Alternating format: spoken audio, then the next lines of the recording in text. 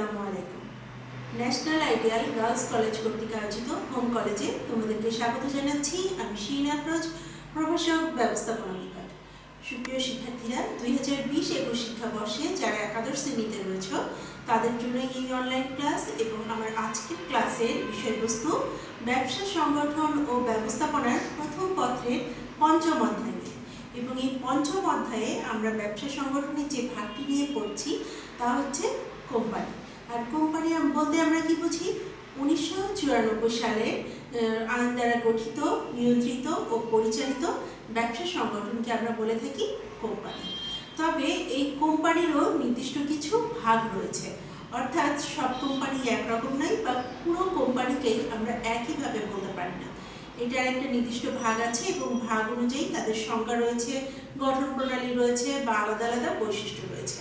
তাহলে এসো আমরা প্রথমে দেখে নিই যে এই ভাগগুলি কি কি। দেখো, প্রথমেই রয়েছে কোম্পানির সংগঠন এবং এই কোম্পানির সংগঠনকে আমরা 5টি ভাগে ভাগ করতে পারি। একটি হচ্ছে সনদপ্রাপ্ত কোম্পানি, বিধিবদ্ধ কোম্পানি, নিবন্ধিত কোম্পানি, অনিবন্ধিত কোম্পানি এবং অন্যান্য কোম্পানি। অন্যান্য কোম্পানির মধ্যে যে বিষয়গুলো রয়েছে সেগুলো আমি পরে তোমাদের সাথে আলোচনা করব, কারণ এগুলো স্থানভেদে এক একজন প্রয়োজন অনুযায়ী এটা হয়ে থাকে। কিন্তু এই যে কোম্পানিগুলোর 5 প্রকার, এই 5 প্রকারের মধ্যে নিবন্ধিত কোম্পানিকে আরও 2টি ভাগে ভাগ করা যায়। এবং নিবন্ধিত যে 2টি ভাগে ভাগ করা যায় সেটি হচ্ছে একটি সীমিত দায় সম্পন্ন এবং আরেকটি অসীম দায় সম্পন্ন। আবার দেখো, সীমিত দায় সম্পন্ন প্রতিষ্ঠান কোম্পানিকে আরও 2টি ভাগে ভাগ করা যায়। একটি হচ্ছে প্রতিশ্রুতি দ্বারা সীমিত দায় এবং অন্যটি শেয়ার দ্বারা সীমিত দায়। এখানে এর পরবর্তীতে দেখো, শেয়ার দ্বারা সীমিত দায় যেটি রয়েছে তাকে আরও 2টি ভাগে ভাগ করা যায়। একটি হচ্ছে প্রাইভেট লিমিটেড এবং অন্যটি হচ্ছে পাবলিক লিমিটেড। যদিও যারা বাণিজ্য শাখাতে নবম দশম শ্রেণীতে ছিলেন তারা এই 2টি ভাগের সঙ্গে পরিচিত, প্রাইভেট লিমিটেড এবং পাবলিক লিমিটেড সম্পর্কে জেনেছ। এখন আরেকটু বিস্তারিত জানতে পারবে। এবং দেখো, এই পাবলিক লিমিটেড কোম্পানিকে আবার আরও 2টি ভাগে ভাগ করা যায়। একটি হচ্ছে মালিকানার ভিত্তিতে কোম্পানি, আরেকটি নিয়ন্ত্রণের ভিত্তিতে। এই যে মালিকানার ভিত্তিতে যে কোম্পানি রয়েছে তাকে 2টি ভাগে আমরা আলাদা করতে পারি। একটি সরকারি মালিকানায় আর একটি পরিচালিত হয় বেসরকারি মালিকানায়। এবং নিয়ন্ত্রণ ভিত্তিক এটি যে কোম্পানি রয়েছে এখানে একটি হোল্ডিং কোম্পানি এবং অন্যটি সাবসিডিয়ারি কোম্পানি। এখন একদিনে বা একটি ক্লাসে আমাদের সম্পূর্ণটি আলোচনা করা সম্ভব নয়। আমি আজ তোমাদেরকে প্রথম কয়েকটি কোম্পানি নিয়ে আলোচনা করব। তো প্রথম কোম্পানি যেগুলো নিয়ে আলোচনা করব সেগুলো দেখো এরকম, কি সনদপ্রাপ্ত কোম্পানি। এখানে লক্ষ্য করো যে 1844 সাল, আমরা জানি 1844 সালে তোমাদেরকে যে ইতিহাস বর্ণনা করেছি সেদিন দেখো 1844 সাল উল্লেখ করেছি যে এই সময় আমাদের প্রথম কোম্পানি আইন পাস হয়।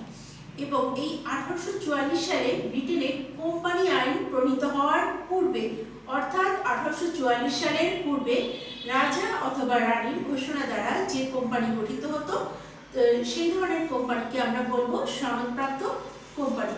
অর্থাৎ 1844 সালে ব্রিটেনে যখন কোম্পানি আইন পাস হয়, এই কোম্পানি আইন পাস হওয়ার পূর্বে ওই জায়গাতেও কোম্পানি প্রচলিত ছিল। তবে সেটি কি হতো? রাজা, রানী অথবা রাষ্ট্রপ্রধান যে ছিল তার আদেশ অনুযায়ী এটার কোম্পানি আইনটি তৈরি হতো। আর এই ধরনের কোম্পানিকে আমরা বলবো সনদপ্রাপ্ত কোম্পানি। এর মধ্যে রয়েছে ইস্ট ইন্ডিয়া কোম্পানি, তারপরে রয়েছে দি ব্যাংক অফ ইংল্যান্ড। তো এই ধরনের যে কোম্পানিগুলো রয়েছে সেগুলোকে আমরা বলবো সনদপ্রাপ্ত কোম্পানি। এরপরে দেখো রয়েছে সংবিধিবদ্ধ কোম্পানি। দেশের আইনসভা, রাষ্ট্রপ্রধান বিশেষ আইন অধ্যাদেশ বলে গঠিত, নিয়ন্ত্রিত ও পরিচালিত কোম্পানিকে বলা হয় সংবিধিবদ্ধ কোম্পানি। সংবিধিবদ্ধ কোম্পানির ক্ষেত্রে আমরা যে বিষয়টি উল্লেখ করে থাকি সেটি হচ্ছে, দেখো, যে সংবিধিবদ্ধ কোম্পানি দেশের আইনসভা অথবা রাষ্ট্রপ্রধানের বিশেষ আইন বা অধ্যাদেশ বলে গঠিত, নিয়ন্ত্রিত, পরিচালিত কোম্পানিকে সংবিধিবদ্ধ কোম্পানি বা বিধিবদ্ধ কোম্পানি বলা হয়। আর এসব কোম্পানি দেশের প্রচলিত কোম্পানি আইন দ্বারা গঠিত, নিয়ন্ত্রিত না হয়ে পাশকৃত বিশেষ আইন দ্বারা গঠিত, পরিচালিত, নিয়ন্ত্রিত হয়। সচরাচর এটি জনসাধারণের কল্যাণের জন্যই হয়ে থাকে এবং বিশেষ কার্য সম্পাদনের জন্যই গঠন করা হয়। যেমন ধরো বাংলাদেশ ব্যাংক, ওয়াসা, রাজু, এটা নির্দিষ্ট কিছু বিষয়ের জন্যই এটা গঠিত হয়। আর এই ধরনের যে গঠিত যে কোম্পানিগুলো সেগুলোকে বলা হয় সংবিধিবদ্ধ কোম্পানি। এরপরে যেটি রয়েছে সেটি হচ্ছে নিবন্ধিত কোম্পানি। নিবন্ধিত কোম্পানির ক্ষেত্রে লক্ষ্য করো 1994 সালের কোম্পানি আইন দ্বারা গঠিত নিবন্ধিত কোম্পানি, অর্থাৎ 1994 সালের কোম্পানি আইনের আওতায় যে সকল কোম্পানি গঠিত নিবন্ধিত হয় সেই ধরনের কোম্পানিকে বলা হয় নিবন্ধিত কোম্পানি।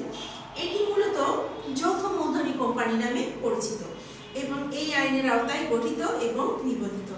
আর এই সব নিবন্ধিত কোম্পানিকে আবার দুটি ভাগে ভাগ করা যায়। একটি হচ্ছে অসীম দায় সম্পন্ন কোম্পানি এবং আরেকটি সীমিত দায় কোম্পানি।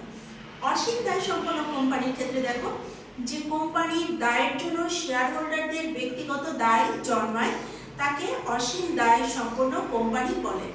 অর্থাৎ এখানে যখন একজন শেয়ার হোল্ডার কোম্পানির শেয়ার ক্রয় করে এবং এই শেয়ার ক্রয়ের ক্ষেত্রে তার দায় কিন্তু ওই ক্রয়কৃত শেয়ার দ্বারা সীমাবদ্ধ হয় না, তখন এই ক্রয়কৃত শেয়ারের বাইরে অতিরিক্ত যে পরিমাণ দেনা হয়তো কোম্পানির থাকে সে এই কোম্পানির অবসানকালে সে তার এই দেনা সম্পূর্ণ কি করবে, মিটিয়ে দেবে বা পরিশোধ করবে।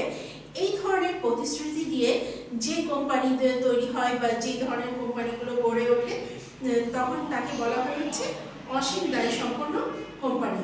অনেকটা বলা যায় যে এখানে শেয়ার হোল্ডারদের ব্যক্তিগত দায়ও জন্মে যায় প্রতিষ্ঠানের প্রতি।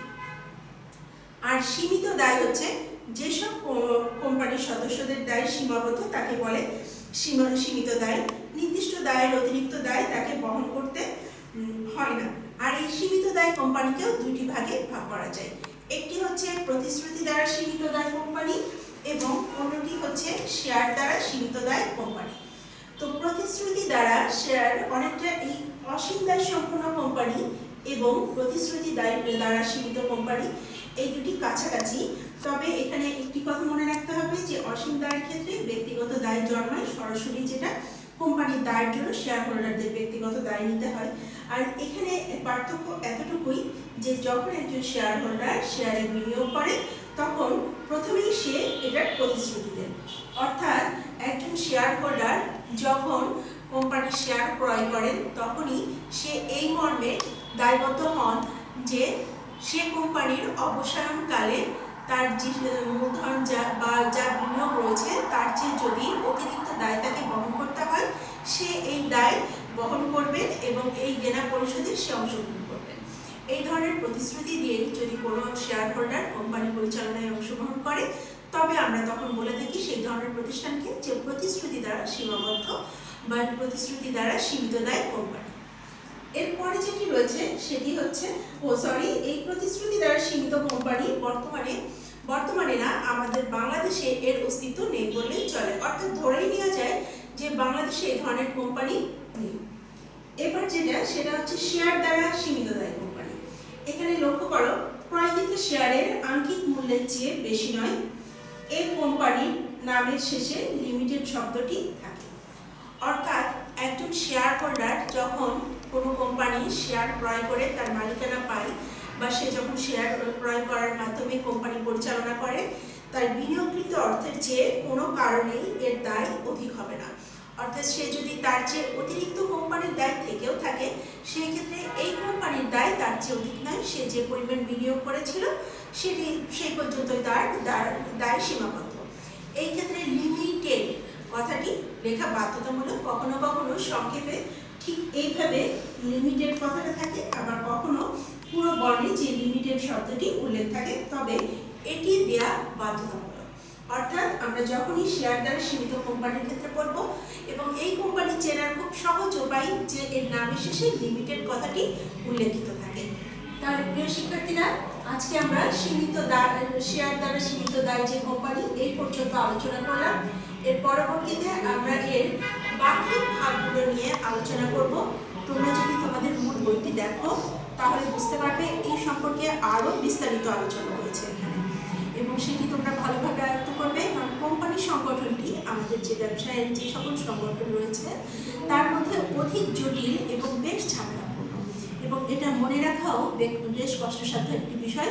তোমরা যদি একটু বারবার পড়ো এবং বইটি দেখো তাহলে এটি সহজেই তোমরা মনে রাখতে পারবে। দেখা হবে পরবর্তী ভিডিও কোনো ক্লাসে। সেই পর্যন্ত ভালো থেকো, সুস্থ থেকো। আসসালামু আলাইকুম।